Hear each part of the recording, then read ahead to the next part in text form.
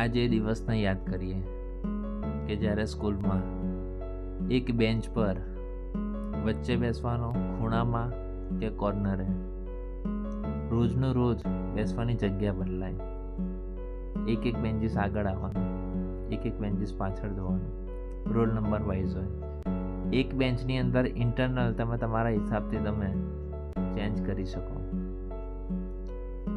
હવે અત્યારે એ જમાનો નથી. અત્યારે બધાને બધું સેપરેટ જોઈએ છે. એ ટાઈમે બેસવાની જે મગજમારી હતી, બેસવા માટે જે ઝઘડો કરતા હતા, અત્યારે 2 વ્હીલર લઈને પણ એકલા જઈએ, કોઈને કહીએ ને કે જોડે આવું છે તો કોઈ જો ટાઈમ નથી. અને એ ટાઈમે નાની બેન્ચ હોય, ના ફાવતું હોય તો પણ બેસવાનું એડજસ્ટ થઈ જાય.